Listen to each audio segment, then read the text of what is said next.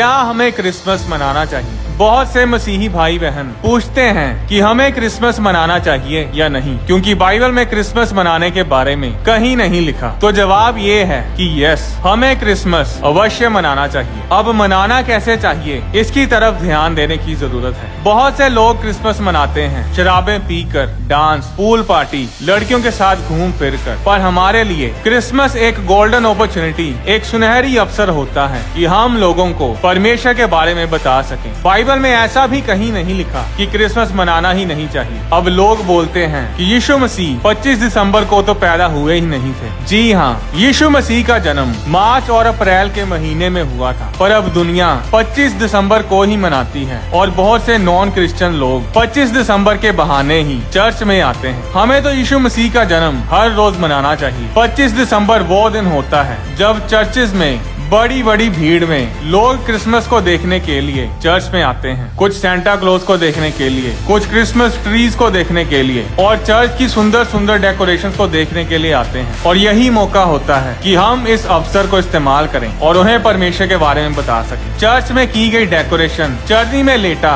यीशु मसीह और ऐसी और भी बाइबल की घटनाओं को हम डेकोरेशन के जरिए परमेश्वर का प्रचार कर सकते हैं। लोग ये भी बोलते हैं कि क्रिसमस मनाने की शुरुआत सही नहीं हुई थी, क्योंकि रोमन्स यानी रोमी लोग दिसंबर के महीने में अपने कुछ देवी देवताओं के त्योहार मनाते थे और उसी दिन को बाद में क्रिसमस का दिन रख दिया गया। इसके बारे में मैं आपको शॉर्ट में बताऊंगा। सच्चाई ये है कि रोमन्स पहले क्रिश्चियन नहीं थे और वे दिसंबर के महीने में अपने कुछ देवी देवताओं के त्योहारों को मनाते थे और उनकी मूर्ति पूजा करते थे। पर जब रोम एक क्रिश्चियन कंट्री बना तो उस समय बहुत से लोग दिसंबर के हफ्तों में अपने पुराने रीति रिवाज और मूर्ति पूजा को करते थे। और उस समय रोम के एम्परर कॉन्स्टेंटीन ने 25 दिसंबर को क्रिसमस का दिन घोषित किया, ताकि लोग मूर्ति पूजा छोड़कर परमेश्वर के जन्म को सेलिब्रेट करें और उनके पुराने रीति रिवाज कमजोर हो सकें। आज हम क्रिसमस के मौके पर कोई मूर्ति पूजा नहीं करते, बल्कि लोगों को परमेश्वर के बारे में बताते हैं। अब जो हम संडे को, सैटरडे को चर्च जाते हैं और वर्शिप करते हैं, तो ये संडे, मंडे, ट्यूसडे,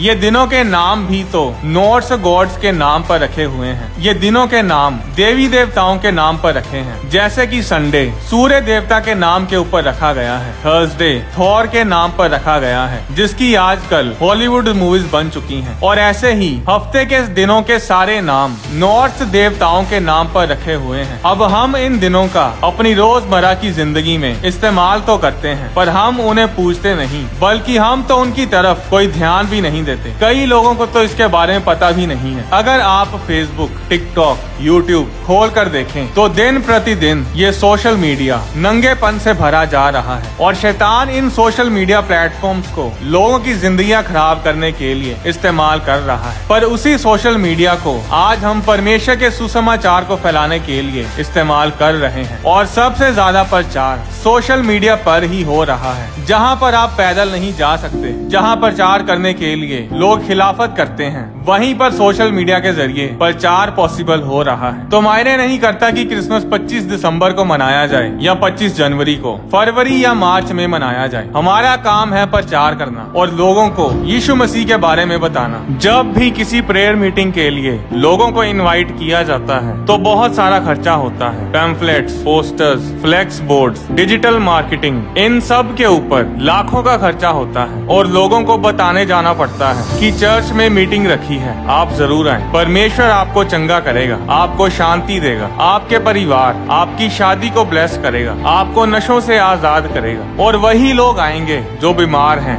दुखी हैं और किसी चमत्कार की खोज में हैं। लोग परमेश्वर के पास मतलब के साथ ही आते हैं। वो बात अलग है कि जब वो परमेश्वर के वचन को सुनते हैं तो उनका दिल और जीवन बदल जाता है और फिर वे परमेश्वर की हजूरी के प्यासे हो जाते हैं। सिर्फ एक ही दिन ऐसा होता है जब सिर्फ बीमार और जरूरतमंद ही नहीं, बल्कि सब लोग छोटे से लेकर बड़े तक बिना बुलाए, बिना इनविटेशन के चर्च में आते हैं। और अगर आप बुद्धिमान क्रिश्चियन हैं और परमेश्वर के सुसमाचार के लिए सीरियस हैं, तो आप इस मौके को खराब नहीं करेंगे और परमेश्वर के बारे में लोगों को बताने के अलग अलग तरीके और अवसर ढूंढेंगे। याद रखें, हम एक आत्मिक युद्ध में हैं और हमारी लड़ाई किसी इंसान के साथ नहीं, बल्कि शैतान के साथ है। और लड़ाई हमेशा दिमाग के साथ, टेक्निक और स्ट्रेटेजीज के साथ जीती जाती है। अब सेंटा क्लॉज शैतान नहीं है, पर लोगों को यीशु मसीह के बारे में कम और सेंटा क्लॉज के बारे में ज्यादा पता है, और यीशु मसीह से ज्यादा वे सेंटा क्लॉज के लिए एक्साइटेड रहते हैं। बच्चों को यीशु मसीह के बारे में कुछ पता नहीं कि क्रिसमस का दिन